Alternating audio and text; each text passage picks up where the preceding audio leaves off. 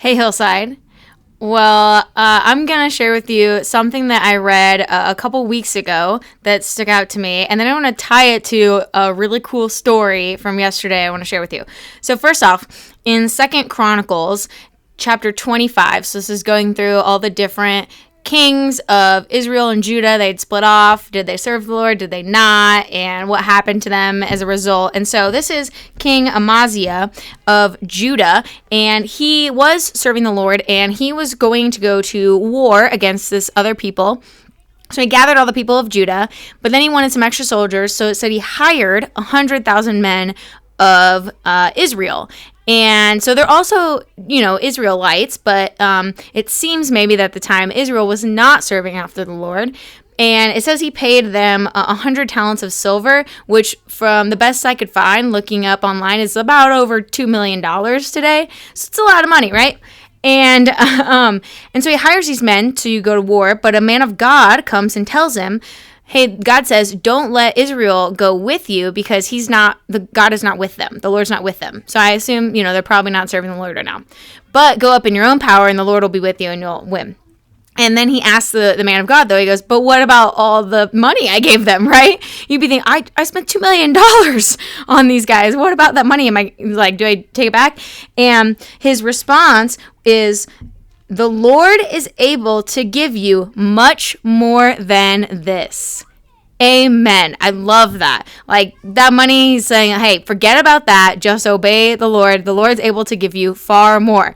Better to listen to him, forget that money, and get this victory in battle, right? And the Lord's going to take care of you. And just this idea of telling him, just trust God with those finances. You don't need to get it back. Don't be worried about getting back. Just trust God that he's going to provide for you. And I love that. And I'm going to tie this to now a super cool story that happened yesterday. And so, I've been hyped up. You've heard me talking a lot about camp and youth. And so since we've come back, there's a couple group chats, group texts. And by the way, I love youth ministry, but think twice maybe before you get yourself in a group text with a bunch of like 12 to 14-year-olds because sometimes it just goes crazy. But it's a lot of fun. And so at first, when we'd come back, people would be chatting. And there's one with all the girls from camp. And I was asking, hey, what are you guys doing since we've been back? What are you doing today to keep those spiritual practices going? And it was really cool. They were all sharing.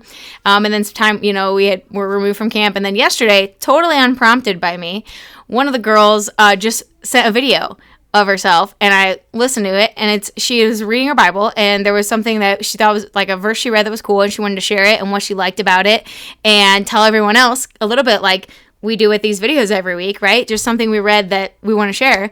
And then, so I responded, said something, and some other girls did. And then another girl sent a video of her and what she was reading in a book that was really speaking to her in a favorite verse. And then some other thoughts, and they're like, hey, we should do this. Like, if we can't go to youth group, we should FaceTime or just talk about what we're reading in the Bible. And it was so cool. I was so pumped. And they totally did this on their own, just creating this. And so anyway, the second girl then sent another video, and she said she was looking at a money is like a $5 bill, right? And she noticed the words on there, in God we trust. And she was like wondering about why that's on our money and it's on our coins too. And I did share a little bit of the historical background of that too. But she said, she's like, I kind of looked it up. I couldn't find an exact answer on the history of it. She said, but I'm thinking like this, in God we trust, thinking about when we on our money, it's like, because we don't trust in like paper money, and but we trust in God, and so money can buy you a lot of things. And so she was thinking,